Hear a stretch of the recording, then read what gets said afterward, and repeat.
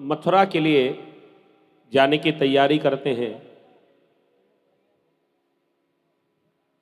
नारद जी ने जाकर कंस को प्रेरणा दी, इतने राक्षस आपने वहां भेजे हैं, लेकिन अभी तक अपने काल को समाप्त नहीं करा पाए। कंस ने कहा, महाराज क्या बताऊं, बड़े बड़े राक्षस भेजे, लौटकर वापस आते ही नहीं। नारद जी ने कहा, एक एक करके फुटकर में भेजोगे तो वो कभी मारे ही नहीं जाएंगे। तो एक उपाय बताता हूं, अपने यहां पर एक यज्ञ कराओ, उस यज्ञ में सभी ब्रजवासियों को बुलाओ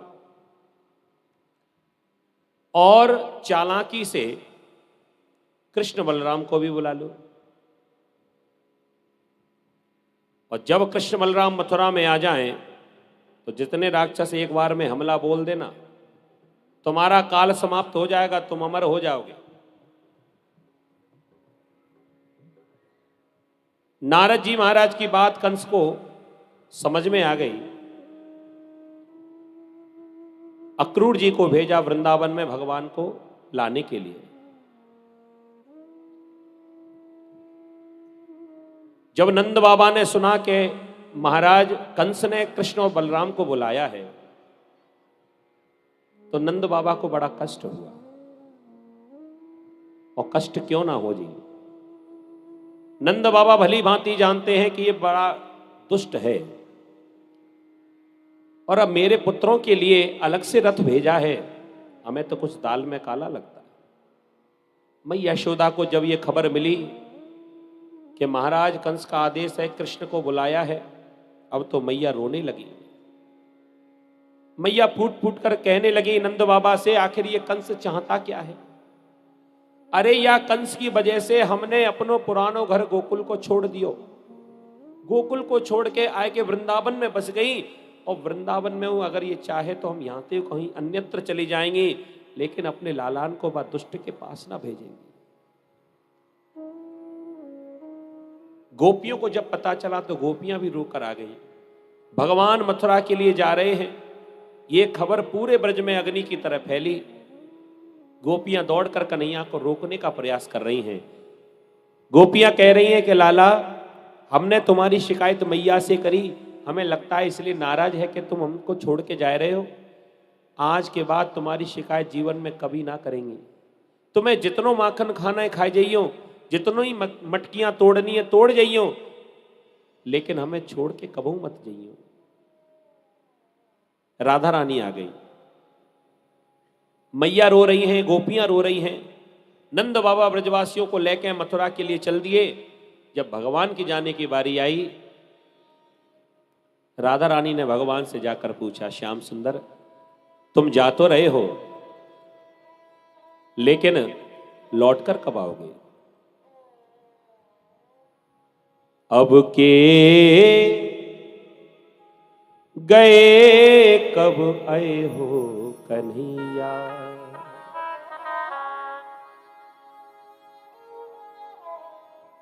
तुम बिन कैसे ये प्राण रहेंगे, कैसे जिएगी तेरी मैया।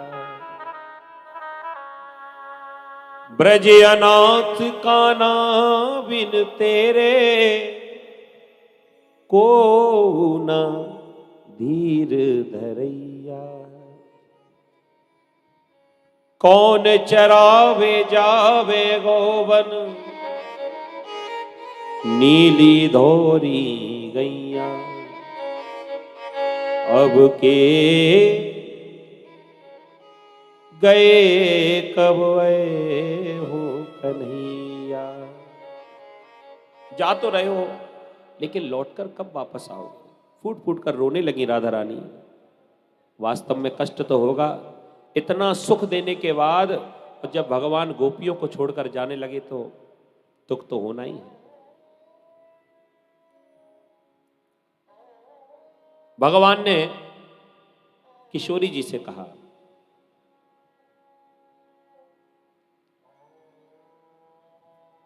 हे किशोरी जी, तुम्हें तो पता है कि मेरा अवतार ही क्यों हुआ है। विप्र धैनु सुर संत हित लीन मनुज अवतार। अधर्म का बोलबाला बढ़ गया तो धर्म की स्थापना के लिए मुझे तो जाना ही पड़ेगा। श्री राधा रानी ने पूछा, जाने की मना नहीं है, लेकिन श्याम सुंदर ये तो बता जाओ कि लौट के कब आओगे। भगवान ने कहा कि मुझे लगता है कि अब मैं कभी लौट कर आने वाला नहीं हूं, अब मैं कभी वापस नहीं आऊंगा। राधा रानी तो फूट फूट कर रोने लगी। श्याम सुंदर, अगर आप वापस लौट कर नहीं आओगे तो इस ब्रज में रहकर मैं भी क्या करूंगी। इस ब्रज में आने का तात्पर्य केवल आप ही हो। मेरा उद्देश्य यही है कि आपका दर्शन मुझे होता रहे, और जब आप ही नहीं रहोगे तो मैं यहां रहकर क्या करूंगी। भगवान को लगा कहीं ऐसा ना हो कि ये ब्रज को छोड़कर ना चली जाए। आज भगवान राधा रानी को वचन में बांध जाते हैं। भगवान ने राधा रानी से कहा कि श्री राधे, हे किशोरी जी, यदि आपने हमसे प्रेम किया है और प्रेम में कभी कभी आपस में एक दूसरे को उपहार दिया जाता है, तो मैंने तो कभी तुमसे कुछ नहीं मांगा, लेकिन आज मेरी कुछ इच्छा हो रही है, मैं तुमसे कुछ चाहता हूं, मेरी बात मानोगी कि नहीं। ये समझ लो कि मैं उपहार चाहता हूं तुमसे। किशोरी जी ने कहा कि हां मांगो ना। भगवान कहने लगे, राधे मैं ये चाहता हूं, पहला वचन तो ये दे दो कि तुम कभी भी इस ब्रज को छोड़कर नहीं जाओगे।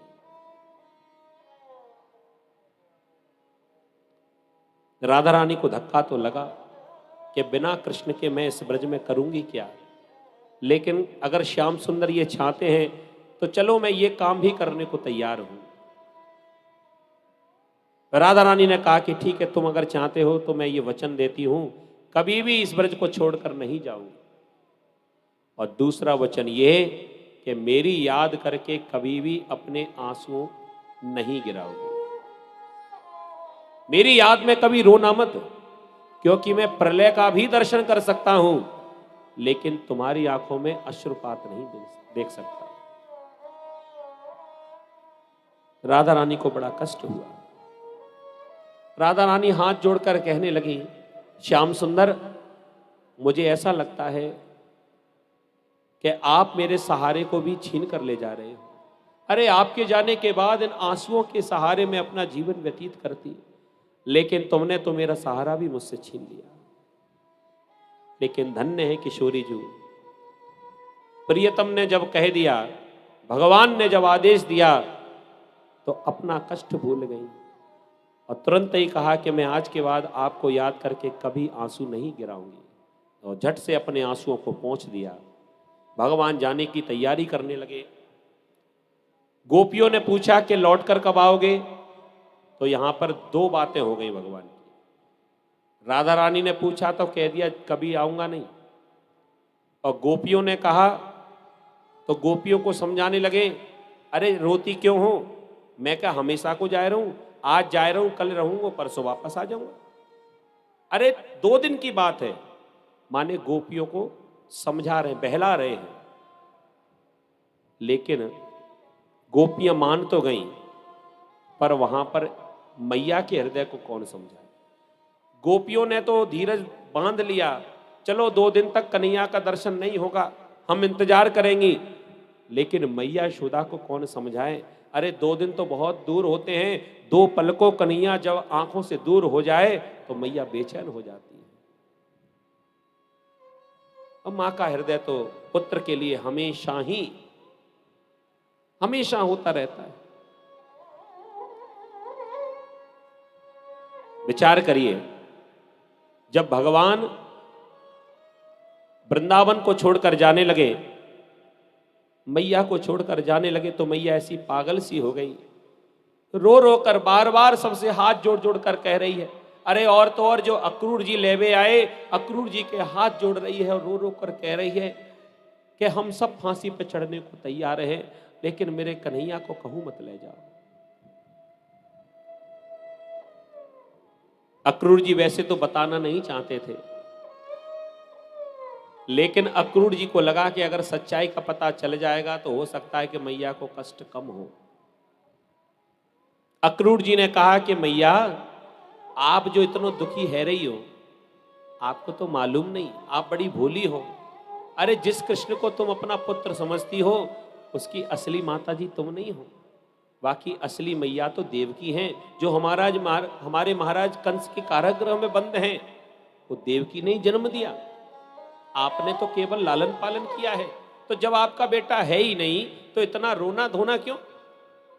लेकिन अक्रूर जी को यह नहीं पता था कि सच्चाई का जब मालूम चलेगा तो मैया यशोदा को तो और कष्ट होगा। जब मैया यशोदा को मालूम चला, मैया यशोदा को तो ऐसा लगा माने जमीन खिसक गई हो। धड़ाम से मूर्छित होकर पृथ्वी पर गिरी। भगवान दौड़े दौड़े आए, भगवान ने मैया यशोदा को संभाला, होश में लेकर आए। और जब मैया होश में आई तो मैया आंखों में झरझर आंसू बहाते हुए कहने लगी, हे विधाता, तूने ये कैसा परिहास मेरे साथ किया। अहो विधातस्तव न क्वचित दया, संयोज्य मित्र प्रणयेन देहिनः, आशाकृतार्थान् व्युनं च पार्थकं, विक्रीडितं तेर्कवकचेष्टितं यथा। हे विधाता, ये तेरा कैसा स्वभाव बालकों की तरह हो गया। जैसे छोटे छोटे बालक होते ना, वो दिन भर रेत में खेलते हैं, नदी के किनारे जाएंगे, खूब रेत के घर बनाएंगे, पूरा दिन बड़ा आनंद आता है इनको। और आपने देखा होगा कि दिन भर की मेहनत से छोटा मोटा रेत का घर बन भी जाए तो ऐसा नहीं कि उसको बना हुआ छोड़ जाएं कि कल फिर आएंगे इससे आगे और बनाएंगे, नहीं। जितनी मेहनत दिन भर में की और जब घर वापस आते हैं तो अपने ही पैरों से अपने बनाए गए मकानों को तोड़ जाते हैं, रेत के घरों को फोड़ जाते हैं।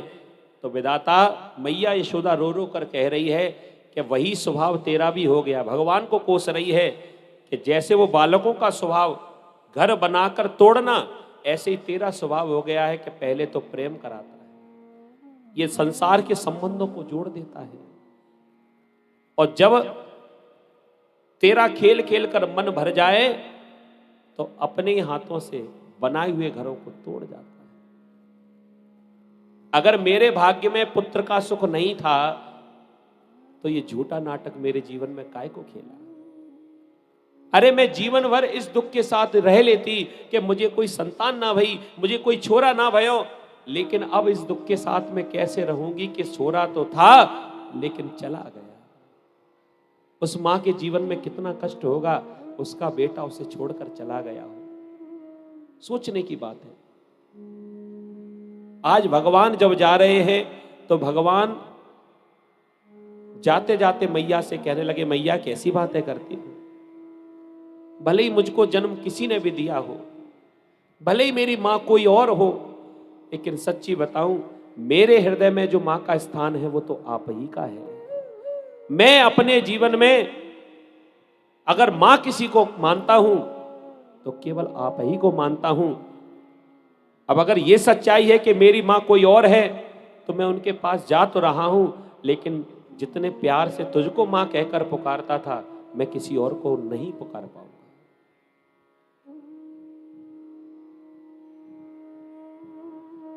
और अगर तू कहे तो मैं तेरे पास ही रुक जाता हूं, लेकिन तू रोना बंद कर दे।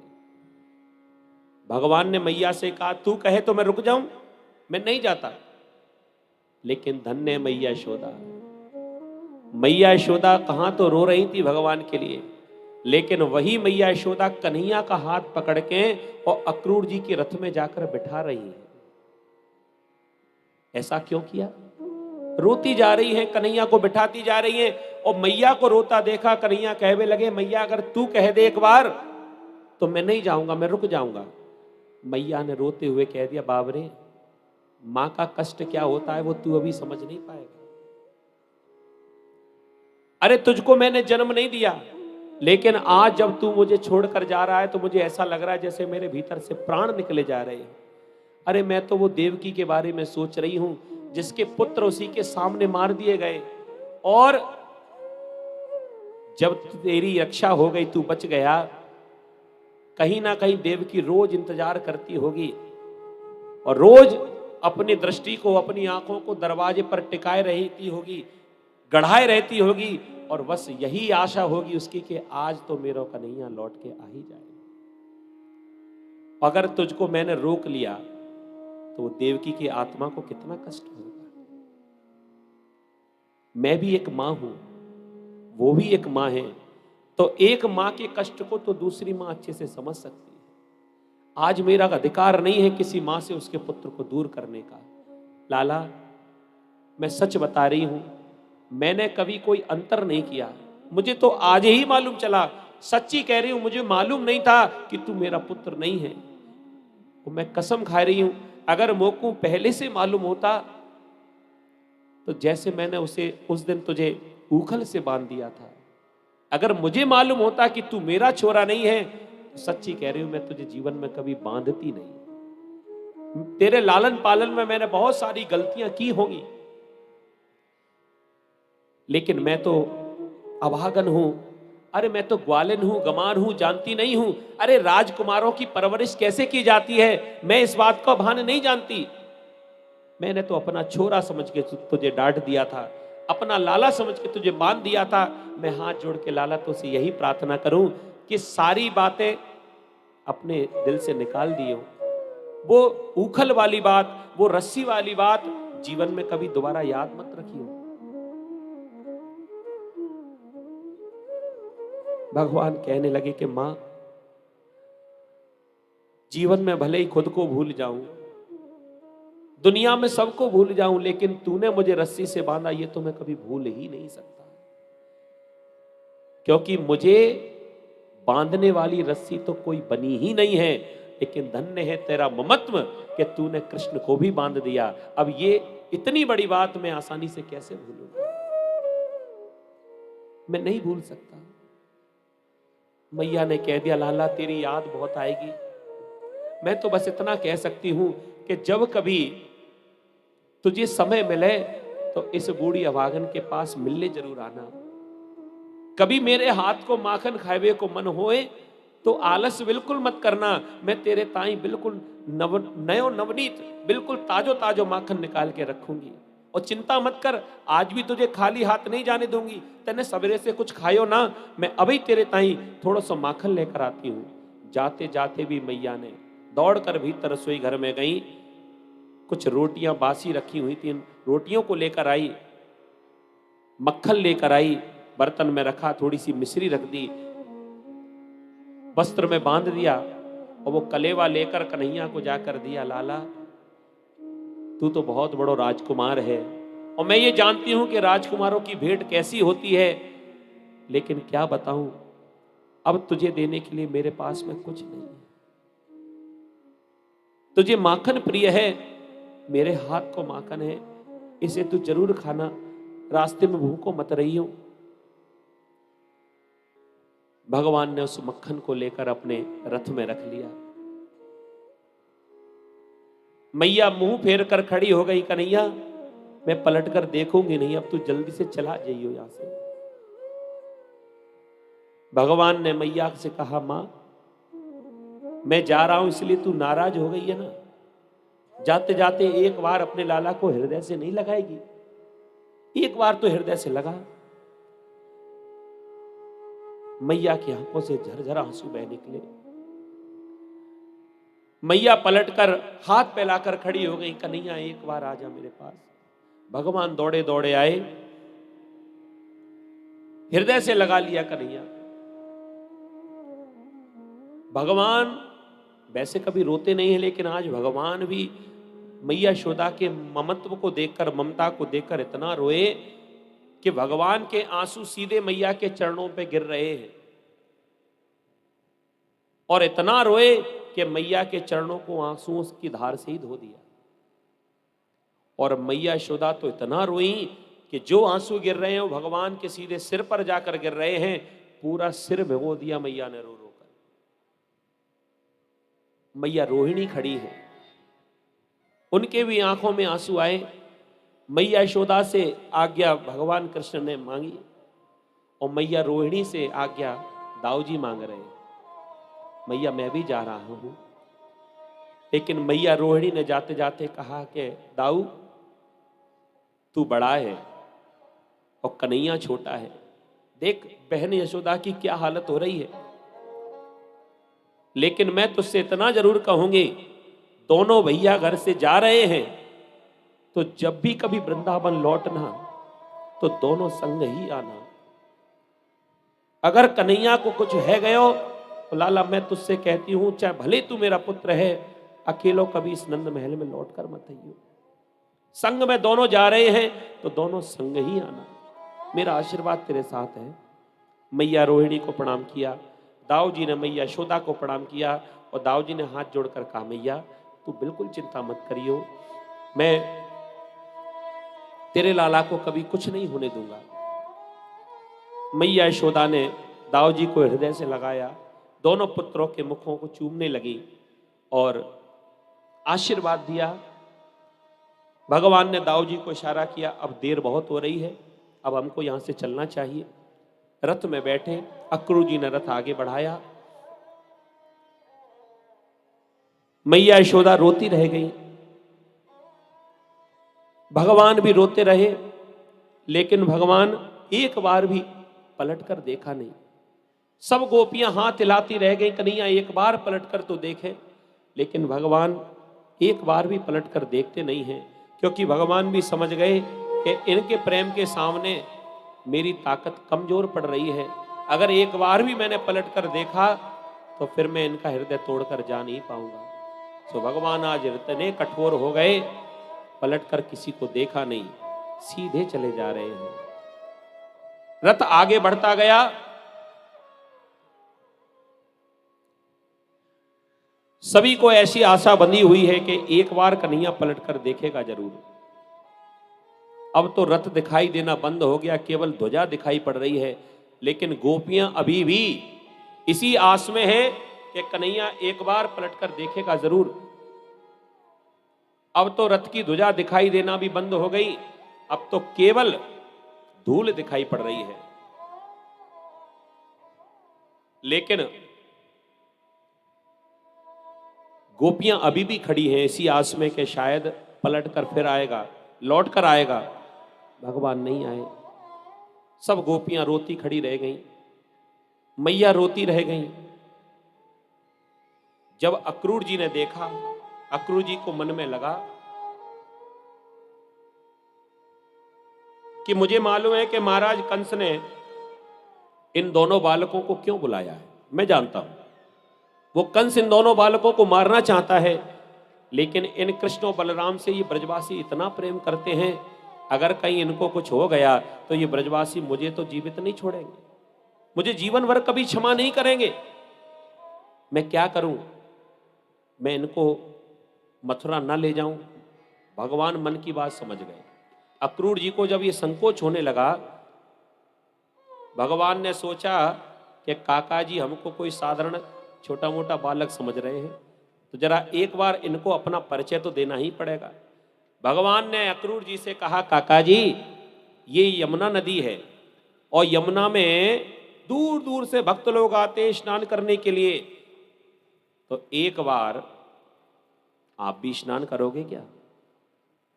अक्रूर जी ने कहा कर लेंगे। अक्रूर जी ने रथ किनारे लगाया, सीधे पहुंचे यमुना में, छलांग मारी और डुबकी लगाई, और क्या देखा कि जिन बालकों को रथ में छोड़कर आए थे वो कृष्ण बलराम का दर्शन यमुना के भीतर हो गया। बोली कृष्ण कन्हैया लाल की, दाऊ जी महाराज की। जो दिव्य दर्शन हुआ जल के भीतर, अक्रूर जी महाराज की जितनी भी शंकाएं थी वो सारी दूर हो गई। अब भय दूर हो गया, समझ गए कि काल कंस का आ गया और उस काल को मैं अपने संग लेकर जा रहा हूं। रथ में बिठाया, प्रसन्न चित्त होकर सीधे पहुंचे और कंस को जाकर सूचना दी, महाराज जैसा आपने कहा था वैसा काम हो गया। इधर भगवान नंद बाबा से जाकर मिले, जो पहले से ही मथुरा पहुंच गए थे। ब्रजवासियों के संग में ग्वाल वालों को संग लेकर भगवान मथुरा की गलियों में विचरण करने लगे। ग्वाल वाल पीछे पीछे आगे आगे कन्हैया और बलराम, धाये धाम काम सब त्यागी, सब छोड़ छोड़कर अपने अपने घरों को और कृष्ण बलराम का दर्शन करने के लिए आ रही हैं। सुखदेव जी महाराज कहते, राजन परीक्षित, जब सभी मथुरा वासियों ने देखा, बड़े प्रसन्न हो रहे हैं। ओहो, अचंबा हो गया, देवकी का 8वां पुत्र आया है, देवकी का 8वां पुत्र आया है। सब भगवान को देखने के लिए दौड़े। उधर ग्वाल वालों को लगा कि ये सब हमारा स्वागत करने के लिए आ रही हैं। हमें क्या मालूम था कि इतने समझदार हैं शहरों में। कन्हैया से जाकर कहने लगे, लाला हमें तो भारी शर्म आ रही है। क्यों? कह दिया, शर्म या बात आ रही है कि पहले नहीं बता सकता था। या मथुरा में इतने बड़े बड़े घरों से स्त्रियां निकल के और स्वागत करवे के ताई आ रही हैं, और देखो ना, तैं तो बढ़िया सज धज के आए गए हो, और हम जल्दबाजी में जो फटे पुराने वस्त्र थे वही पहन के आ गए रोज वाले। अब हमें तो भारी शर्म आ रही है। अब एक काम कर, याते आगे तू मत बढ़, तू यहीं रह जा। हम दौड़ के वृंदावन जाते हैं, वहां से अपने नए वस्त्र बक्स में से निकाल के और नए नए वस्त्र पहन के और तब आएंगे भैया। भगवान ने कहा, संदूक खोलने की जरूरत ना, और ना ही वृंदावन जावे की जरूरत है। तुम्हारे नए नए वस्त्रों की व्यवस्था अगर यहीं हो जाए तो। भैया यहां कैसे होगी? कह दिया, यहाँ के राजा जो है ना कंस, वो हमारे मामा लगते हैं, और मामा का जब राज्य हो तो भांजे की इतनी तो चली ही जाएगी। अरे चिंता मत करो। ग्वाल वालन को लेके भगवान सीधे पहुंच गए धोबी घाट।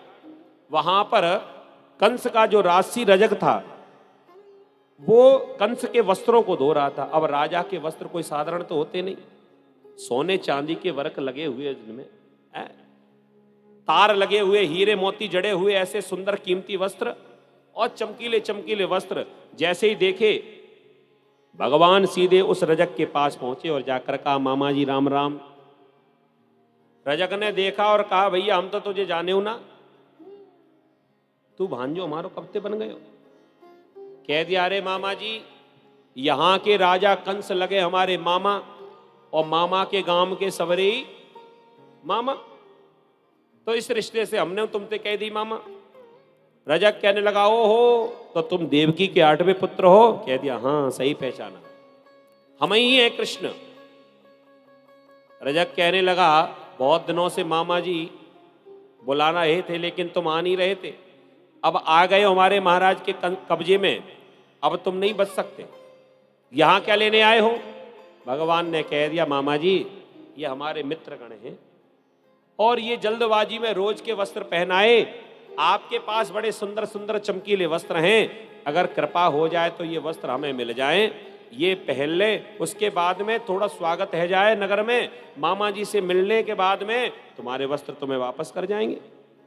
अब तो रजक नाराज हो गया और भगवान को ही डांटने लगा, ईदृशा ने वासांसी नित्यम गिरवरे चरह, गायों के पीछे डोलने वाले ग्वाले गमार कहीं के, इतने महंगे महंगे वस्त्र तुमने देखे हैं जीवन में जो पहनने की हिम्मत कर रहे हो? चलो भागो यहां से। भगवान ने कहा, मामा जी तुम तो अभी तक नहीं सुधरे, हमने तो तुम्हें अवसर दिया था सुधरने का, लेकिन तुम सुधरे नहीं। चलो तुम्हारा एक पुराना हिसाब रह गया, उसे आज क्लियर किए देते हैं। ये रजक कौन है? सब जानते हैं, ये वही त्रेता का रजक जिसके भड़काने पर पूरे अयोध्या में बदनामी करने लगा राम जी की, और जानकी जी को पुनः वन में भेजा गया। तब तो राम जी सीधे साधे मर्यादा में बंधे हुए कुछ कह नहीं पाए। भगवान ने कहा, अब की बार मर्यादा इसलिए खूंटी पर टांग कर आया हो, क्योंकि कुछ कार्य ऐसे होते हैं जो मर्यादा में बंध कर नहीं हो सकते। तो आज तुम्हारा वो पुराना हिसाब अभी क्लियर करता हूं। भगवान गए पास में, और भगवान ने केवल अपनी उंगली को गर्दन पर फेरा। जो रजक था, ना हथियार उठाया, ना सुदर्शन चक्र, ना तलवार, कुछ नहीं, केवल भगवान ने अपनी उंगली को लेकर गर्दन पर फेरा। रजकस्य कराग्रेणास रह कादाय पातयत, और जो उंगली गर्दन पर फेरी, गर्दन कटकर नीचे गिर पड़ी। जैसे ही रजक मारा गया, अब तो जितने और चेला थे रजक के वो घबरा गए, भैया ये कैसो जादू, सब घबरा गए और दौड़ लगाने लगे, भैया चाहे मामा पहरे चाहे भांजो, हमें का लेनो देनो। भगवान ने देखा कि ये तो सब भाग गए, बहुत सारे वस्त्र सूख रहे थे, ग्वाल वालों से कहा, हाँ भैया अब क्या देख रहे हो, जिसको जो पसंद हो उठाकर पहन लो। अब तो होड़ लगने लगी, दौड़ कर गए और कंस मामा के बड़े बड़े कुर्ता छोटे छोटे ग्वाल वालों ने पहन लिए। अब बताओ कंस के कुर्ता ग्वाल वालों को कैसे बनेंगे, लेकिन पहनने से मतलब सो एक कुर्ता में दो दो ग्वाल वाल घुस गए। भगवान ने कहा, अरे भैया ऐसी परेशानी नहीं है, अरे ऐसा क्या करते हो कि एक कुर्ता में दो दो घुस रहे हो, अलग अलग पहनो ना, तुम अलग पहनो तुम अलग पहनो। मनसुखा कैबिल को, भैया समस्या इस बात की है कि एक बनता नहीं है, तो हम एक में ही दो बन गए, कम से कम व्यवस्था तो ठीक है। भगवान ने कहा, या में गलो तो एक ही है, अब क्या करोगे। कह दिया, उसकी व्यवस्था भी हमने कर रखी है, हमने आपस में सलाह कर ली, 1 घंटा मुंडी ये निकालेगो 1 घंटा हम निकालेंगे। और भैया ढीले ढाले वस्त्रों को पहन के जो मथुरा के नगर में चले, सो पूरे रोड की पूरी सड़क की झाड़ू लगती जा रही। ऐसा लग रहा है कि स्वच्छ भारत अभियान यहीं से शुरू हुआ था, पूरी सड़कें साफ। अब तो मनसुखा कैब लगो, भैया भले या में सोनो चांदी लगो होए, भले या में हीरा मोती लगे होए, लेकिन ये हमारे वस्त्र नहीं है, ये कोई भी कह देगा। मांगे के वस्त्र तो अलग ही दिखाई पड़ते हैं, तो क्या किया जाए। भगवान ने कहा, चलो आगे कुछ व्यवस्था, बाजार से निकलेंगे तो कोई ना कोई टेलर तो मिलेगा ही, तो जब वस्त्र सीने वाला कोई ना कोई दर्जी मिलेगा तो जरूर तुम्हारा काम करवाएंगे। और भगवान ने जो कहा वही हुआ। आगे चले तो एक दर्जी आया और खुद से ही कहने लगा, महाराज ये कुर्ता सब मेरे हाथ के ही बने आए हुए हैं, मुझे मालूम है आपको ये मिल गए हैं, तो आपके शरीर के हिसाब से बना दूं इन्हें। कह दिया, बना दो। सबके शरीर के नाप लिए गए और सबके शरीर के हिसाब से कुर्ता बना दिए। जब सबको शरीर में कुर्ता फिट हो गए, वस्त्र फिट हो गए, तो बड़े प्रसन्न हुए और भगवान ने प्रसन्न होकर आशीर्वाद दिया, जाओ कलयुग में खूब चकाचक तुम्हारी होती रहेगी। भगवान का आशीर्वाद है। आगे बढ़े, आगे देखा तो एक सुदामा नाम का माली आया, भगवान को माल्यार्पण किया, प्रसन्न हो गए भगवान। कह दिया, सबको करो, एक एक माला सभी को पहना दी। भगवान ने प्रसन्न होकर कहा, जाओ कलिकाल में तुम्हारे बिना हमारी पूजा होगी ही नहीं, तो जहां भी कथा हो, जहां मंदिर हो, बताओ बिना फूलमाला की शुरुआत होती है क्या। भगवान का आशीर्वाद, जितने माली हैं पूर्ण आशीर्वाद प्रभु कृष्ण का। अब तो ग्वाल बाल प्रसन्न है गए, ग्वाल बाल कहने लगे, भैया चोखो काम है गयो, बढ़िया वस्त्र की व्यवस्था तैने कराई दी और गले में मालू आई गई और काजर की डिबिया तो घर से धर के ही चले थे, सो मोटो मोटो काजरू लगाई लियो। बस एक और कमी रह गई है, न माथे पे थापक थुआ हो चंदन हो रह जाए तब ही आनंद आवे। भगवान ने कहा, चलो आगे चंदन की व्यवस्था भी कराते हैं। तो 3 जगह से टेढ़ी कुब्जा हाथ में चंदन की टोकरी ले जा रही थी और कंस को लगाने जा रही थी। भगवान ने आज रास्ते में ही घेर लिया, अरे सुंदरी कहां जा रही हो। कुब्जा ने कहा, एक और कोई मजाक करने वाला आ गया। इसका वैसे नाम था कुब्जा, लेकिन कुब्जा कहकर कोई नहीं पुकारता था, मथुरा में सब मजाक में से कुबड़ी कुबड़ी कहते थे। कुब्जा ने मन में सोचा कि देखो सवेरे सवेरे मजाक करने वाला कोई आ गया, वो हमसे सुंदरी कह रहा है। अरे भैया हम तुम्हें सुंदर कहां से दिख रहे हैं, बूढ़े टेढ़े 4 जगह से, तुझे कहां से सुंदर लग रहे हैं। भगवान ने कहा, देखो आंतरिक सुंदरता देखते हैं, बाहरी सुंदरता नहीं देखते, अंदर से तुम बड़ी सुंदर हो। क्या चाहिए, चिकनी चुपड़ी बातें तो कर रहे हो, इसका मतलब कुछ मन में स्वार्थ है। क्या चाहिए तुम्हें। कह दिया, ये चंदन हमारे लग जाता। भगवान ने कहा, बिल्कुल। भगवान ने जब कहा तो कुब्जा ने स्वीकार कर लिया, बिल्कुल लगाई। सिर अपना झुका दिया और चंदन का लेपन भगवान के मस्तक पर कुब्जा ने कर दिया। चंदन की टोकरी लेकर दाऊ जी को लगा दिया भगवान ने। दाऊ जी ने चंदन की टोकरी लेकर सब ग्वाल वालन के लगा दी, टोकरी दे दी वापस। भगवान ने कहा, दाऊ जी से चलो। दाऊ जी ने कहा, देखो अच्छी बात नहीं है, तैने सभी को आशीर्वाद दियो, लेकिन इस कुबड़ी को क्यों छोड़ दियो, इस कुबड़ी को तो आशीर्वाद दे। भगवान ने कहा, या को कहां आशीर्वाद दूं। दाऊ जी ने कहा, एक काम कर, तू नहीं आते पहली बार में कही सुंदरी, तो तू या कुछ सुंदर ही बना दे। हाँ लाला दिखा दे अपने दो दो हाथ। भगवान ने कहा दाऊ जी मैं आपको सुंदर ना बनाऊंगा। क्यों? कह दिया सुंदर बना दिया सो ये मेरे पीछे पड़ जाएगी, फिर मुझे जाने नहीं देगी। भगवान ने कहा ऐसे कैसे पीछे पड़ जाएगी, तेरे बड़े भैया संग में है फिर भी पीछे पड़ जाएगी। हाँ लाला तू तो या को सुंदर बना, हम भी देखे कैसे पीछे पड़ती है। भगवान ने कह दिया ठीक है दाऊ जी आपकी जैसी इच्छा। भगवान गए पास में, टोकरी को हटाया, जो लकड़ी हाथ में थी उस लकड़ी को हटाया। भगवान ने कुब्जा के पैर के ऊपर अपना पैर रखा, एक हाथ उसके कुबड़ पर कमर पर लगाया और दूसरा हाथ उसकी ठोड़ी पर लगाया और भगवान ने ऐसो दियो झटका कर दई बा को सीधी सटका और बा ने पकड़ लियो कन्हैया को पटका। बोली कृष्ण कन्हैया लाल की जय। भगवान ने सुंदर रूप प्रदान कर दिया और जैसे ही भगवान को रोकने लगी, प्रभु आपने ये सुंदर रूप दिया है, अब इस रूप पर आप ही का अधिकार है, अब आप रुको ना, आपकी सेवा करना चाहती हूं। भगवान ने दाऊ जी से कहा देख लो दाऊ जी, हमने कहा था ये हमें फिर जाने नहीं देगी, अब बताओ आप हमें बचाओगे कि नहीं। दाऊ जी ने कहा देख भैया अब तेरे और इसके बीच में हम कहा बोले, तू अपने आप ही निपट ले।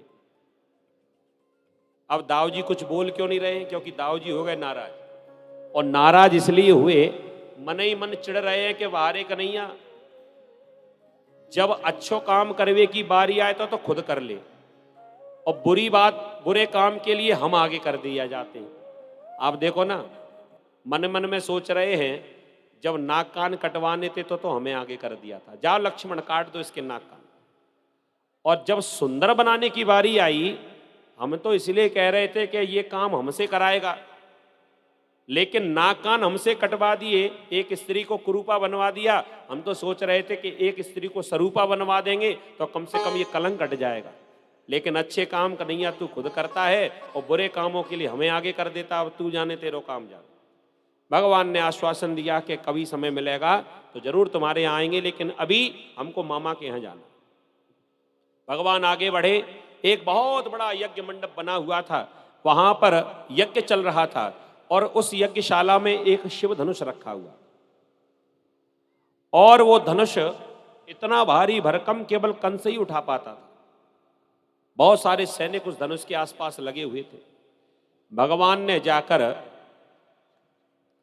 उन सैनिकों से पूछा भैया इतना बड़ा धनुष किसका है। सैनिकों ने कह दिया हमारे महाराज कंस का। अरे भैया इतना बड़ा धनुष। ग्वालवाल कहने लगे भैया ये धनुष को उठाते कैसे होंगे, तुम लोग उठा लेते हो। कह दिया हम हजारों लग जाए फिर भी नहीं हिला पाते, लेकिन हमारे महाराज कंस अकेले उठाकर चलते हैं। बड़े अचंबा करने लगे ग्वालवाल। भगवान कहने लगे अचंबे की क्या बात है, इसे तो हम भी उठा सकते हैं। ग्वालवाल हंसने लगे तू उठा लेगो कि नहीं। कह दिया हाँ। सैनिक भी हंसने लगे लाला तू उठाएगो। कह दिया हाँ, एक बार आप कह दो अभी इस धनुष को उठा के बताते हैं। सैनिक कहने लगे सुनो, छोटे छोटे बालकों के मन को रोकना नहीं चाहिए, इनकी प्रतिभा जरा देखो तो प्रोत्साहन करना चाहिए, रोकना नहीं चाहिए। हाँ लाला आ जाओ तुम जरा धनुष को उठा के देख लो, हम हजार मिलकर नहीं उठा पाते, तू अकेलो कहां से उठाएगो। कह दिया तो रही पक्की बात। भगवान गए और बातों ही बातों में धनुष को उठाया और जो प्रत्यंचा चढ़ाने लगे सो धनुष बीच में से टूट गया, भयंकर शब्द हुआ, और वो शब्द जब कंस के कानों तक पड़ा अब तो कंस भयभीत हो गया, क्योंकि ये भोलेनाथ ने कंस को जब ये धनुष दिया था साथ ही साथ ये भी कहा था कि कंस पहले तो इस धनुष को कोई तोड़ नहीं सकता, और जिसने तोड़ दिया वो तुझे छोड़ नहीं सकता। सो कंस को वही भोलेनाथ की बात याद आ गई कि अब तो हमारे प्राण जाने वाले हैं। सैनिक घबराए, क्या किया जाए महाराज। कंस ने घबरा कर पूछा ये बताओ अभी कहां हैं। कह दिया अभी यज्ञशाला से निकल रहे हैं, तो जाओ कुबलिया पीड़ हाथी को छोड़ दो। कुबलिया पीड़ हाथी आया भगवान को मारने के लिए। भगवान ने सूंड से पकड़ा, चारों ओर घुमाया और जो आकाश में फेंका, गिरते ही गोविंदाय नमो नमः। भगवान ने कुबलिया पीड़ हाथी का उद्धार किया। इसके बाद आगे बढ़े, कंस सीधे पहुंच गया मल्लशाला में अपने प्राण बचाने के लिए, और ऊंचाई पर जाकर इसने जो अपना आसन जमाया था उस आसन पर जाकर बैठ गया। वहां बड़े बड़े पहलवान सल तोसल मुष्टिक चाणूर युद्ध लड़ रहे थे आपस में, और युद्धशाला में युद्ध का आनंद ले रहा था कंस। भगवान सामने आए, सभी मथुरावासी भी वहीं पर उपस्थित थे। बहुत सारे मेला लगा हुआ था, मेला में दंगल तो होता ही है, तो बड़े बड़े पहलवानों की कुश्ती देखने के लिए भीड़ जमा थी। और ऊंचाई पर बैठा कंस वहां से देख रहा था। सामने से जब कृष्ण बलराम आए तो कंस घबरा गया। कंस ने घबरा कर आदेश दे दिया अपने पहलवानों से, सुनो, वो दोनों बालक आ रहे हैं, उनको पछाड़ो।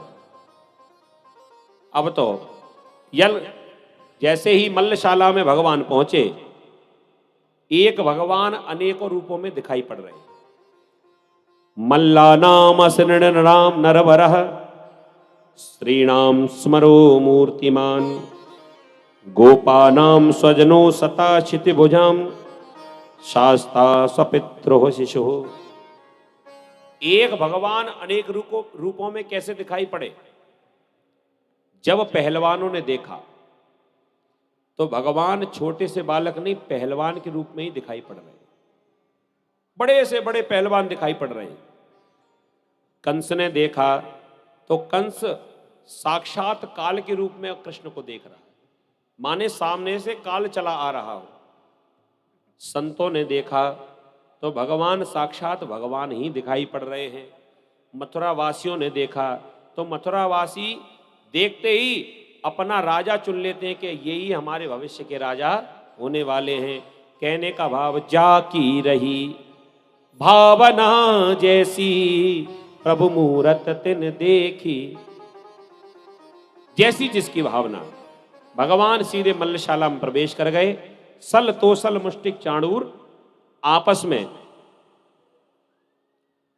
जब युद्ध होने लगा, भगवान सल तोसल मुष्टिक चाणूर से कहने लगे, भैया मामा जी धीरे पटकना, हम छोटे छोटे हैं, तुम बड़े बड़े पहलवान हो। चाणूर ने कह दिया, हम तुम्हें बहुत अच्छी तरह जानते हैं। न बालो न किशोरत्वम बलश्या बलिनांबरा लीला ये वो हतो ये न सहस्तदुप सत्तभृत। न बालो न किशोरत्वम, अरे तुम ना तो बालक हो और ना तुम छोटे से छोटे कोई कमजोर से व्यक्ति हो, तुम तो बड़े से बड़े पहलवानों को पछाड़ने वाले हो, बड़े से बड़े राक्षसों को मारने वाले हो। तुम्हारी ताकत तो बहुत है, हम जानते हैं, परिचय है हमें। भगवान ने जब कहा, जब तुम्हें मालूम ही है हमने बड़ों बड़ों को पछाड़ दिया, तो तुम काय को खड़े हो, तुम भी भागते क्यों नहीं हो? काय को मरने को आए हो? चाणूर ने बहुत अच्छी बात कही। चाणूर कहने लगा, महाराज हमें मालूम है कि हमारा मरना निश्चित है। अगर आपके हाथों से मरेंगे तो कम से कम उद्धार होगा, और हमने आप पर प्रहार नहीं किया तो दुष्ट के हाथों से मरना पड़ेगा। तो दुष्ट के हाथों से मरने से बढ़िया आप ही के हाथों से मरा जाए। भगवान ने कहा, जब मरने ही आए हो तो देर काय को लगाएं। तो भगवान ने एक एक घूसा में सल तोसल मुष्टिक चाणूर, दाऊ जी भी आ गए, और दाऊ जी ने भी पछाड़ दिया दो पहलवानों को, दो को पछाड़ा भगवान ने। और तो चिल्लाने लगा कंस, सैनिकों चारों तरफ से घेर लो इन दोनों बालकों को, देवकी और वसुदेव को फांसी पर चढ़ा दो, इनको जेल में बंद कर दो। भगवान ने सोचा मामा जी को जल्दी जाना है, पहले इनसे मिलो। छलांग लगाई और ऊंचाई पर सीधे भगवान पहुंचे, और कंस भागने का रास्ता देखने लगा। अब भागे कहां से? हाथी पर बैठकर आया था, हाथी पर चढ़ा तब जाके आसन पर पहुंचा। अब हाथी को ढूंढे, हाथी तो भगवान ने समाप्त कर दिया। अब भागे कहां से? भगवान ने जाकर जैसे ही केशों को खींचा, मुकुट नीचे गिर पड़ा, बालों को खींचने लगे। जब रोने लगा कंस कहने लगा, लाला अरे मैं तेरो मामा हूं, तू मेरो भांजो है, केशों में लगती है, केशव छोड़ दो। भगवान ने कहा, मामा जी आज तो तुम्हारे केशों में लगती है, याद करो वो दिन जब इसी प्रकार तुमने मेरी मैया के केशों को खींचा था, तुम्हें उस दिन कष्ट नहीं हुआ? यहां पर भगवान एक बढ़िया नियम बना रहे हैं और हमको सीखना चाहिए। जब कंस ने मैया देवकी के केशों को खींचा और आज भगवान ने तुरंत ही बदला लिया। कहने का तात्पर्य यह है कि जीव जैसे कर्म करता है उसे अपने ही जीवन में जरूर भोगना पड़ता है। तो अच्छे कर्म करोगे तो अच्छा भोगने को मिलेगा। जैसे केशव को खींचा सो याद करा दिया, वही देवकी का 8वां पुत्र कृष्ण आज तेरे सामने। हाथ जोड़ने लगा, रोने लगा, मुझे छोड़ दो। भगवान ने कहा अब नहीं छोड़ सकता, तुम्हारे पापों का घड़ा पूरा हो चुका है। भगवान ने कंस को लिया, ऊपर से नीचे पृथ्वी पर गिराया, अपने भीतर समस्त ब्रह्मांड का भार निहित किया और सीधे जाकर कंस के वक्षस्थल पर गिरे। गिरते ही गोविंदाय नमो नमः ऐसा लगा कि माने पूरा ब्रह्मांड आकर, पूरी पृथ्वी आकर गिरी। और जब कंस समाप्त हो गया, कंस के और भी भाई आए, भगवान ने एक एक करके सभी को समाप्त कर दिया। बोली कृष्ण कन्हैया लाल की, दाऊ जी महाराज की। भगवान सीधे कारागृह में पहुंचे। सबसे पहले अपने नाना उग्रसेन को मुक्त कराया और जाकर राजगद्दी पर बिठाया। उसके बाद भगवान ने मैया देवकी को जाकर प्रणाम किया, वसुदेव जी को जाकर प्रणाम किया। आज बड़े दिनों के बाद में मां के सामने दोनों पुत्र आए हैं। दोनों पुत्रों को अपने हृदय से लगाया, भगवान का स्वागत किया, कारागृह से मुक्त कराया माता पिता को। श्री सुखदेव जी महाराज वर्णन करते हैं, जब ग्वाल वालों को ये पता चला कि भगवान जो कृष्ण हैं वो तो देवकी और वसुदेव के बेटा है, आपस में चर्चा करने लगे, भैया अब तुम इस महल में रहोगे तो वृंदावन तो सूना हो जाएगा। भगवान ने सभी ग्वाल वालों को समझाया, अरे मैं हमेशा को नहीं रहूंगा, तुम लोग चलो पीछे पीछे मैं भी आता हूं। समझा बुझाकर ग्वाल वालों को वापस भेजा। कुछ समय तक मथुरा में रहे। उसके बाद में भगवान गुरु जी के आश्रम में विद्या पढ़ने के लिए गए और भगवान सांदीपनी ऋषि के यहां पहुंचे। कहां पर? अवंतिकापुरी, वर्तमान में जिस जगह का नाम उज्जैन है। इस उज्जैन नगरी को अवंतिकापुरी के नाम से जाना जाता था पहले के समय। इधर गुरु जी के आश्रम में जब भगवान पहुंचे, वहां पर भगवान की मित्रता सुदामा जी के साथ हुई। जब वापस लौटने का समय आया तो गुरु दक्षिणा में क्या दिया जाए? गुरु माता तो रोने लगी, लाला जब से तुम आश्रम में आए थे तब से हम अपने पुत्र को भूल गए थे, हमारा पुत्र समाप्त हो गया था, अपने मरे हुए पुत्र की याद हम भूल गए थे, लेकिन तुम चले जाओगे तो पहले तो हमने एक ही पुत्र खोया था, लेकिन अब तुम्हारे जाने के बाद हमको 2 पुत्र खोने पड़ेंगे, तुम भी चले जाओगे। भगवान ने कहा तो चिंता मत करो मैया, गुरु ऋण से उऋण होना ही है, तो तुम्हारा जो मरा हुआ पुत्र है वो मैं वापस ला कर दूंगा। तो मरे हुए पुत्र को भगवान वापस लेकर आए और गुरु माता को जाकर भेंट किया। गुरु ऋण से उऋण हो गए। बोले कृष्ण भगवान की। श्री सुखदेव जी महाराज वर्णन करते हैं, भगवान मथुरा में आए, मथुरा में रहने लगे, लेकिन मथुरा में तो सभी चारों तरफ सैनिक, दास दासी, बड़े बड़े महलों में रहना। आज भगवान बैठे बैठे अपने मित्रों को याद करने लगे। वृंदावन की जब याद आई, बात भी सही है, कोई व्यक्ति कितना भी बड़ा हो जाए, शहर में पहुंच जाए, बड़े शहरों में पहुंच जाए, विदेश में भी पहुंच जाए, लेकिन वास्तव में जहां उसका बचपन बीता हो वो स्थान कभी भूल नहीं सकता। भगवान बड़े भी हो गए, बहुत समय बीत गया, आज अपने बचपन के मित्रों को याद करने लगे, ब्रज की गलियों को याद करने लगे। मैया ने सुंदर भोजन बनाया और जैसे ही भोजन के लिए बुलाया कि कन्हैया भोजन कर लो, भोजन के लिए बैठे प्रभु। 56 प्रकार के भोग रखे हुए हैं, लेकिन भगवान ढूंढ रहे हैं कि यहां पर मक्खन रखा हुआ है कि नहीं, लेकिन माखन मिश्री नहीं था। भगवान ने कहा, मैया घर में थोड़ा माखन है क्या? मैया देव की मक्खन लेकर आई। हाँ लाला, माखन मैंने अपने हाथों से निकाला, जरा इसे खाओ। और जैसे ही मक्खन को खाया, जो स्वाद मैया यशोदा के मक्खन में आता था, आज जब वो स्वाद नहीं आया, याद करने लगे 56 प्रकार के भोग हैं, लेकिन मेरी मैया यशोदा के एक मक्खन में इतना स्वाद होता था, आज वो स्वाद मुझे इस राजमहल में नहीं मिलता। जब प्रभु को अच्छा नहीं लगा, खड़े होकर चले गए। मैया देवकी को बड़ा कष्ट हुआ। मैया देवकी रोने लगी इसलिए क्योंकि बालक को बचपन से पाला होता तो उसकी आदतों को जानती, क्या इसको अच्छा लगता है, क्या इसको अच्छा नहीं लगता। लेकिन इतना बालक तो मिला, लेकिन बड़ा होने के बाद मिला तो पसंद और नापसंद मैया देवकी नहीं जानती।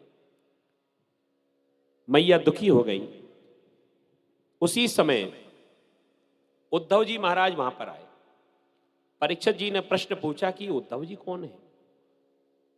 सुखदेव जी महाराज बतलाने लगे, वृष्णिनाम प्रवरो मंत्री कृष्णस्य दयितः सखा शिष्यो बृहस्पते साक्षात उद्धवो बुद्धि सत्तमा। वृष्णिनाम प्रवरो मंत्री, वृष्णि वंश के प्रवर मंत्री हैं उद्धव जी महाराज, और ये बड़े विद्वान हैं, बड़े ज्ञानी हैं, भगवान के प्रिय सखा भी हैं। जब से मथुरा में रहने लगे तब से मित्रता हो गई। और साधारण नहीं है, इन्होंने स्वर्ग में जाकर पढ़ाई की। और पढ़ाई किससे की है? गुरु कौन है? जो सब देवताओं के गुरु हैं, बृहस्पति। शिष्यो बृहस्पति साक्षात उद्धवो बुद्धि सत्तमा। गुरु बृहस्पति जी के चेला हैं। अरे हमारे यहाँ का व्यक्ति भारत से बाहर कहीं पढ़ने चला जाए तो हम लोग बड़ा सम्मान देने लगते, अरे विदेश से पढ़कर आया है। लेकिन हम ये भूल जाते हैं कि अधिकांश बाहर के देशों में हमारे भारत के ही तो अध्यापक हैं। जो विद्या है वो केवल, ये सारा ज्ञान बाहर का नहीं, ये सारा ज्ञान हमारे यहाँ का है। अरे बड़े बड़े वैज्ञानिक नासा जैसे इंस्टीट्यूट में भी ज्यादा से ज्यादा हमारे यहां के वैज्ञानिक हैं। भारत का ज्ञान बहुत बड़ा है जी, लेकिन हम लोग समझ नहीं पाते। अब विदेश पढ़ने वाले व्यक्ति को, विद्यार्थी को हम लोग सम्मान की दृष्टि से देखने लगते हैं और उसे उच्च कोटि का मानने लगते हैं। तो जरा हिसाब लगाना, जो स्वर्ग में पढ़कर आया होगा वो कितना ज्ञानी होगा। इतने बड़े ज्ञानी उद्धव जी महाराज, उद्धवो बुद्धि सत्तमा।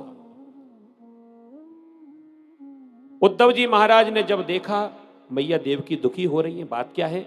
मैया देवकी ने कहा, उद्धव पता नहीं जब से गुरुकुल से लौटकर आया है बड़ा उदास रहता है। अरे तुम कृष्ण के मित्र हो सकता है मुझे ना बता पाए, लेकिन तुम्हें तो बताएगा, तुम्हारा मित्र है, एक बार जरा पूछो तो ना क्या कष्ट है उसे। उद्धव जी महाराज भगवान कृष्ण से जाकर कारण पूछने लगे कि तुम इतने दास क्यों हो, दुखी क्यों हो। तो भगवान ने उद्धव जी से कहा, क्या करूं, ऊधो मोहि ब्रज बिसरत नाही, हंस सुता को सुंदर कलरव, और कुंजन की छाही, ऊधो मोहि ब्रज बिसरत नाही। मैं उन ब्रजवासियों को भूल नहीं पा रहा हूं, मैं मैया यशोदा के प्रेम को भुला नहीं पा रहा हूं। अरे उन गोपियों का प्रेम मैं कैसे भूल जाऊं। उन गोपियों का भाव ऐसा होता था, अगर कहीं मैं उनको मिल ना पाऊं, अगर गोपियों ने दर्शन ना कर पाए तो शिकायत का बहाना लेकर मुझे देखने आती थी कि कन्हैया ठीक है कि नहीं, और ऊपर मन से खूब शिकायत करती थी। और जब बाहर कभी मिलती थी ना तो कहती थी, अरे हम तो कुछ भी कहे लेकिन तुम हमारे घर आना बंद मत करना, तू तो कन्हैया रोज आना। और धन्य मेरी यशोदा मैया, गोपियों ने खूब शिकायत करी लेकिन कभी भी मुझे चोर साबित नहीं होने दिया। हमेशा एक ही बात कहती रही कि रंगे हाथ पकड़ के लाओगे तो ही हम मानेंगे, नहीं तो नहीं मानेंगे। अरे वो मेरी मां का प्रेम नहीं था तो क्या था। और वो गोपियां मुझे दिन रात याद करती हैं, और जब गोपियां मुझे याद करती हैं तो मुझे भी उनकी याद आ जाती है। मैं करूं तो करूं क्या। चूंकि उद्धव जी महाराज ज्ञानी बहुत थे, प्रेम की बात समझ नहीं पाए, प्रेम का भाव समझ नहीं पाए, और लगे भगवान को ही ज्ञान देने के लिए। उद्धव जी महाराज ने अभिमानवश कहा, श्याम सुंदर, माधव, ये रोना धोना तुम्हें शोभा नहीं देता। रही गोपियों की बात, वो गोपियां दिन रात तुम्हारे लिए इसलिए रोती होंगी क्योंकि उन्हें मालूम नहीं कि संसार में प्रेम होता ही नहीं है। स्वार्थ लाग करे सब प्रीति, सुर नर मुनि सब की यही रीति। ये सब स्वार्थ के ही प्रेमी हैं। स्वार्थ जब तक सिद्ध होता रहेगा तब तक तो पीछे पीछे लगे रहेंगे, और जिस दिन स्वार्थ पूरा हो गया तो भैया हम तुम्हें नहीं जानते, तुम हमें नहीं जानते। ये संसार का नियम है। और वो गोपियां, अरे संसार में जब प्रेम है ही नहीं तो किस प्रेम की बात करते हो? उन्हें कोई मेरे जैसा गुरु नहीं मिला। अगर कोई गुरु मिल जाता तो उन्हें मालूम चलता कि संसार में प्रेम होता ही नहीं है। भगवान समझ गए कि इनको तो बीमारी लगी हुई है, तो बीमारी का इलाज होना बहुत जरूरी है। ये प्रेम नहीं जानते, ज्ञान तो बहुत है लेकिन प्रेम नहीं है, तो प्रेम का इलाज, इस अभिमान का इलाज करने के लिए ब्रज में ही भेजना ठीक रहेगा।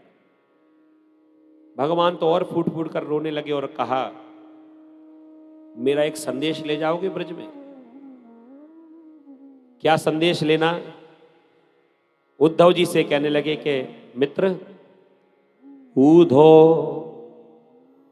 मैया को सुनैयो, चले जाओ, वहां मेरी मैया यशोदा मिलेगी, वहां जाकर उनको कह देना, ऊधो मैया को सुनैयो, तेरो लाला दुख पावे, मैया को सुनैयो, को न देवे यहाँ माखन रोटी, जल अचरान करावे, को न देवे यहाँ माखन रोटी, जल अचरान करावे, माखन मिसरी को नाम न जाने, माखन मिसरी को नाम न जाने, कनुआ कह कहे को न पुकारे, मेरी मैया को सुनैयो, तेरो लाला दुख पावे, मैया को सुनैयो। रोकर उद्धव जी से कहने लगे, मेरी मैया को जाकर सुनाना, महलों में रहकर मुझे कोई सुख नहीं मिल रहा है, महलों में तो मुझे और ज्यादा कष्ट मिल रहा है। अरे यहां पर कोई कनुआ नहीं कहता, महाराज कहने वाले तमाम हैं। मुझे वो प्रेम जो ब्रज में मिलता था वो यहां मथुरा में नहीं मिल पा रहा।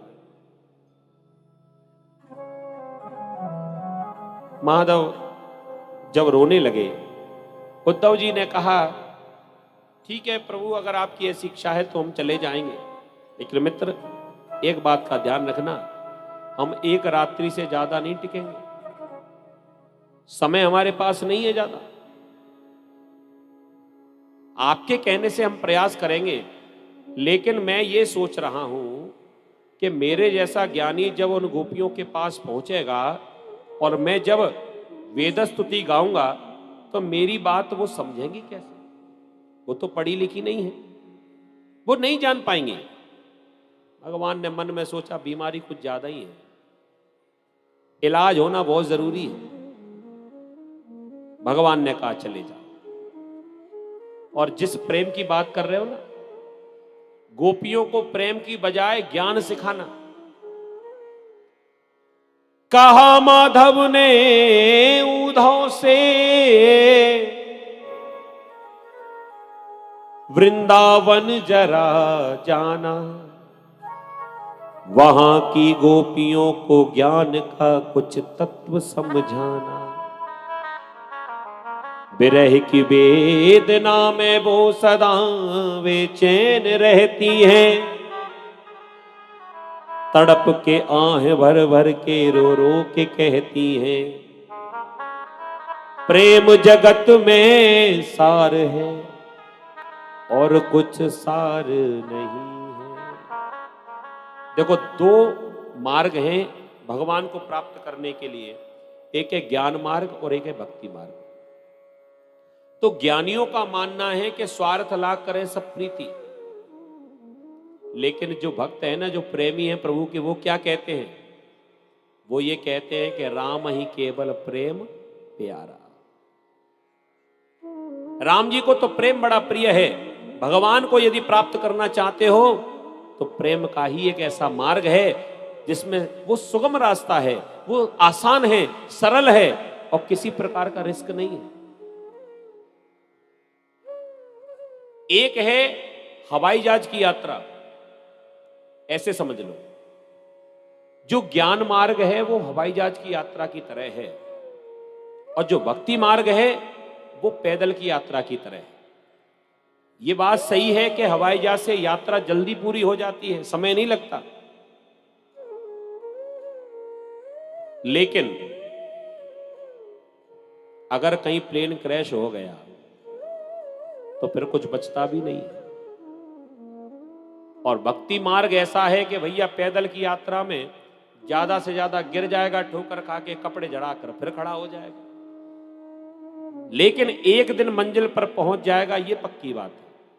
तो प्रेम का मार्ग तो ऐसा ही है जहां पर गिरते पड़ते, जैसे हम पैदल यात्रा करते हैं तो कई शहर भी आते हैं, कई गांव आते हैं, कई प्रकार के लोग भी मिलते हैं, और उन सब से हिल मिलकर और धीरे धीरे अपनी मंजिल पर पहुंच जाएंगे। लेकिन हवाई जहाज की यात्रा में जहां से उड़े वो हवाई अड्डे से और जहां पर पहुंचे वहां बीच के जितने भी हैं किसी से मिलना जुलना नहीं होगा। तो वो हो गया ज्ञान का मार्ग, और सबसे मिलते जुलते हुए जाना परमात्मा की तरफ, वो हो गया भक्ति मार्ग।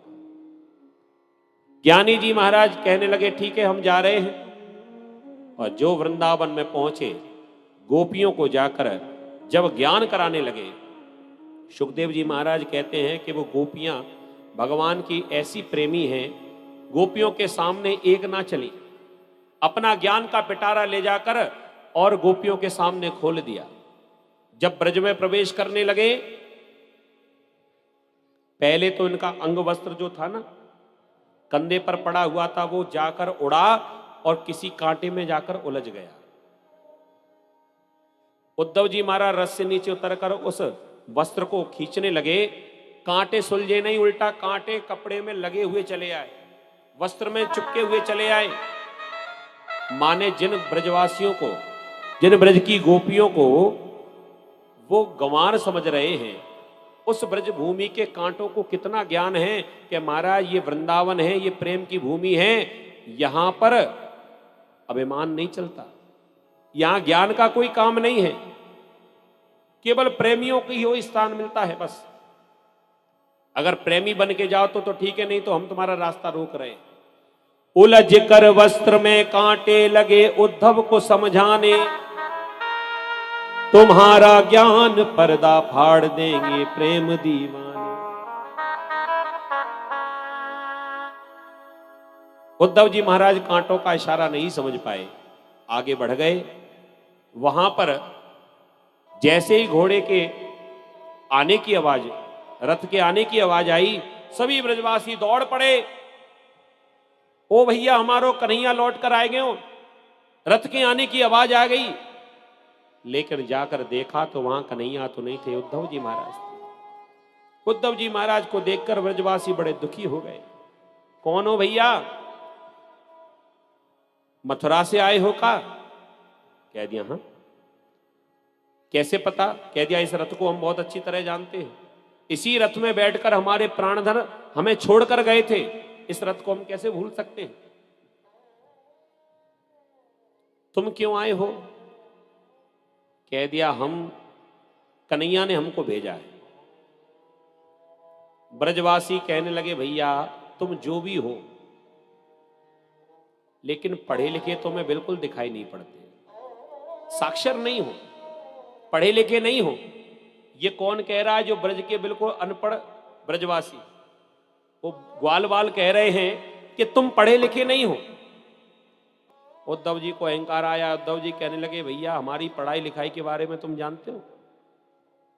स्वर्ग में जाकर पढ़ाई की है, बृहस्पति जी के चेला हैं, बहुत अच्छी पढ़ाई करी, ऊंची पढ़ाई की है। ग्वाल वाल कहने लगे, चाहे कितने पढ़े लिखे हो, लेकिन तुम्हारे गुरुजी ने शिष्टाचार तो बिल्कुल नहीं सिखाया। अरे तुमको इतना नहीं मालूम, जब कहीं जाते हैं कोई अपरिचित व्यक्ति मिलता है या परिचित व्यक्ति मिलता है तो कम से कम एक दूसरे का संबोधन, कम से कम एक दूसरे का अभिवादन तो करते हैं। अरे राम राम, श्याम श्याम, हेलो हाय कुछ तो करते हैं, लेकिन तुम तो कुछ भी नहीं जानते। बेचारे उद्धव जी जो अपने ज्ञान का अभिमान लेकर घूम रहे थे, एक ग्वालवाल ने उनके अभिमान को तोड़ दिया। दो प्रकार के अंधे होते हैं संसार में, एक तो होता है आंख का अंधा और एक होता है अभिमान में अंधा। जो मद में अंधा हो, आप लोगों ने देखा होगा, जिसकी आंखें नहीं है, ऐसी प्रभु की लीला हो जाती, कभी किसी को आंखें ना मिल पाए, लेकिन ऐसा कभी शायद हमने आज तक नहीं सुना कि किसी अंधे का एक्सीडेंट हो गया हो। कभी हो गया हो तो मालूम नहीं, लेकिन प्राय कभी नहीं होता। जो आंखों का अंधा है वो कभी उसका दुर्घटना नहीं होती। क्यों? क्योंकि वो किसी ना किसी का सहारा लेकर चलता है। सड़क पार करनी होगी तो कहेगा, भैया मुझे सड़क पार करा दो। और एक होता है मद में अंधा, और जो मद का अंधा होता है वो रोज गिरता है। क्यों? क्योंकि दूसरे का सहारा लेना उसको मंजूर नहीं है।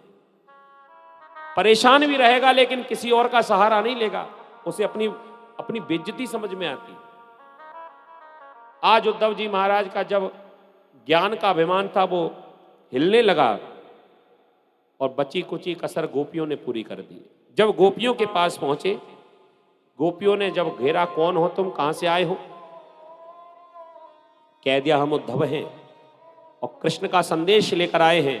और जो कृष्ण का नाम सुना चारों तरफ से घेर लिया, हमको लिखो है कहा, हमको लिखो है कहा। अब अपना ज्ञान बखानने लगे। जो संदेश दिया था संदेश तो भूल गए, अपना ज्ञान देने लगे। जिस कृष्ण के लिए तुम इतना रोती हो वो रोने धोने से नहीं मिलता, उसको प्राप्त करना है, उसके लिए तो योग करो, ध्यान लगाओ, समाधि लगाओ। और जिसके लिए तुम इतना रोती हो वो कोई साधारण नहीं है, वो साक्षात परमात्मा है। और परमात्मा ऐसे नहीं मिलता, न माता न पिता तस्य, न भार्या न सुता दया, नात्मीयो न परश्चापि, न देहो जन्म एव च। न माता न पिता तस्य, ना उसकी माँ है ना उसके पिता हैं, ना उसका कोई प्रेमी है, तो फिर काय को रोती हो? गोपियां बहुत देर से ज्ञान सुन रही थी। गोपियों ने कह दिया, ज्ञानी जी महाराज आप क्या कह रहे हो कि उसका कोई नहीं है? कह दिया, हाँ उसका कोई नहीं, न माता न पिता तस्य, कोई नहीं है। गोपियों ने कहा, तो ये बताओ तुम कौन हो? कृष्ण के कौन हो तुम? कह दिया, हम कृष्ण के मित्र हैं। गोपियों ने कह दिया, महाराज तुम ही तो कह रहे हो उसका कोई है ही नहीं। जब उसका कोई होता ही नहीं है तो मित्र भी नहीं होता होगा, और अगर मित्र हो सकता है तो उसका प्रेमी भी हो सकता है। और आप कहते हो कि हम उसे छोड़ दें? कभी नहीं छोड़ सकते। तुम किस परमात्मा की बात करते हो? ज्ञानी जी महाराज ने कहा, मैं निर्गुण निराकार ब्रह्म की बात करता हूं। बिन पग चलई सुनई बिन काना, कर बिन कर्म करे बिद नाना, आनन रहित सकल रस भोगी, बिन बाणी बक्ता बड़ जोगी। ना उसके हाथ है, ना पैर है, ना बाणी है, बिना बाणी के बोलने वाला, बिना नेत्रों के देखने वाला, बिना पैरों के चलने वाला, उसका कोई आकार नहीं है। वो निर्विकार है, निर्गुण है, निराकार है। गोपियों ने कहा, भाड़ में जाए तुम्हारा ऐसा ब्रह्म, जब उसको कोई हाथ ही पैर नहीं है तो ऐसे ब्रह्म को लेके हम करेंगे भी क्या? अरे हमें ना चाहिए, हमें तो सगुण साकार ब्रह्म की उपासक है, हम तो कृष्ण के ही उपासक हैं और कृष्ण को ही अपना ब्रह्म मान लिया है। अब हम उसके अलावा किसी और को याद नहीं कर सकते। और रही याद करने की बात, तो ये बताइए महाराज, मन कितने होते हैं? ज्ञानी जी तुरंत बोल पड़े, मन एक होता है। गोपियां कहने लगी, वो एक मन जब कृष्ण अपने संग ही लेकर गए, तो अब दूसरा मन कहां से मिले जो दूसरे परमात्मा को याद करे? ऊधो मन ना भये 10-20, एक हतो सो गयो श्याम संग, अब को आराधे ईश, इंद्री शिथिल भई माधव बिन, ज्यों देही बिन शीश। ऊधो मन ना भये 10-20। जब एक ही मन होता है तो वो कृष्ण के साथ चला गया। अब कृष्ण के अलावा किसी और की हम याद नहीं कर सकते। संत के भाव से समझ लीजिए, वो गोपी क्या कहना चाहती उद्धव जी से? गोपी कहना चाहती हैं, ऐसे नहीं हम चाहने वाले, जो आज तुम्हें कल और को चाहे, फेंक दे आंख निकार के दो, जो दूसरी ओर मिलाए निगाहें। लाख मिले तुमसे बढ़कर, तुम ही को चाहे तुम ही को सराहे, जब नो ये प्राण या तन में है, तब नो हम प्रीत की रीत निभाएं। और महाराज, हमारी बात आपको समझ नहीं आएगी। क्यों? क्योंकि आपने प्रेम का रस चखा ही नहीं है। ना तो चित्र लखा ना चरित्र सुना। कृष्ण से प्रेम उसको नहीं होता जिसने कभी जीवन में कथा ही नहीं सुनी, जिसने कभी भगवान का दर्शन ही नहीं किया। बताओ वो कृष्ण से प्रेम कैसे करेगा? न चित्र लखा न चरित्र सुना, वो सुंदर श्याम को जाने ही क्या। मन में न बसा मन मोहन, तो ठान किसी पर ठाने ही क्या। जिस बंदर ने इमली ही चखी, स्वाद सुधारस जाने ही क्या। जिसने कभी प्रेम किया ही नहीं, प्रेम की आहों को जाने ही क्या। महाराज, ये आपका सब्जेक्ट नहीं है, ये आपका विषय नहीं है, ये प्रेम का विषय है। और प्रेम में नेम नहीं देखा जाता। आप तो ये कहते हो कि उसके हाथ नहीं है, लेकिन हमारे ब्रह्म के 2 हाथ हैं।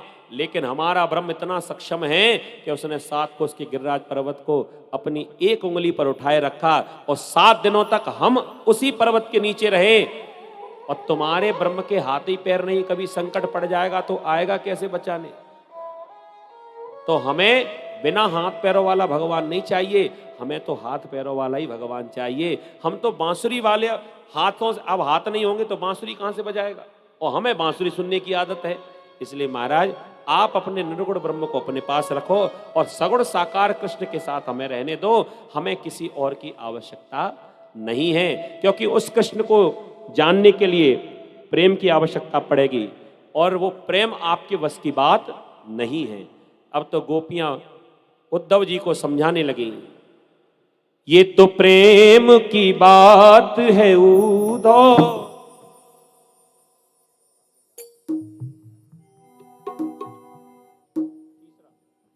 हाँ जी, सीधे भजन की ओर चल रहे हैं, लेकिन कुछ दूर दूर से अतिथिगण जो आए हैं, हमारे नरेंद्र रावत खेड़ा जिला मंत्री भाजपा से, और हमारे मनोज कुशवाहा जी पलाईशा बितरवार से, जरा स्वागत करें इनका। ये स्वागत करने आए तो इनको भी बदले में स्वागत मिलना चाहिए। तालियां बजाकर स्वागत करें। प्रभु की सेवा में हाजिर हुए, संत बाबा की सेवा में बहुत बहुत धन्यवाद। और जो भी हमारे और भी भक्त हैं, वो स्वागत करने के लिए हमें दिखाई पड़े थे, वो प्रेम से आ सकते हैं और भजन का भी आनंद लेते जाएं। और भगवान के विवाह की ओर अब 2 मिनट के बाद में चलेंगे, भजन के बाद में। ये तो प्रेम की बात है उद्धव, बंदगी तेरे बस की नहीं है।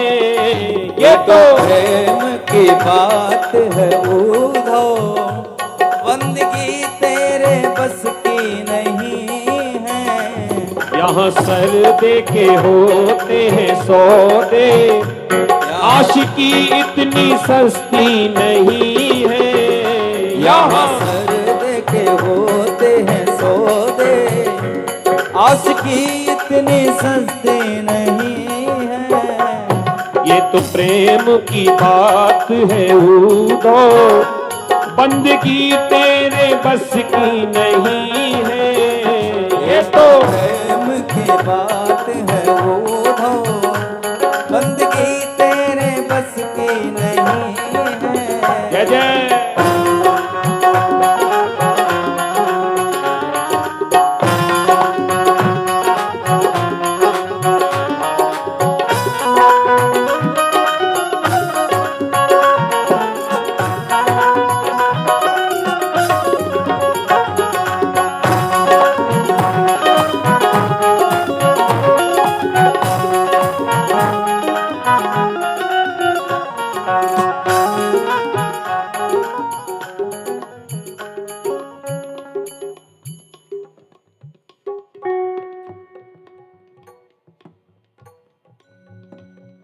पुनः महाराज श्री की आशीर्वाद के बाद मैं एक एक करके आमंत्रित करना चाहूँगा। वो महानुभाव मंच पे आएंगे और महाराज श्री का स्वागत करेंगे।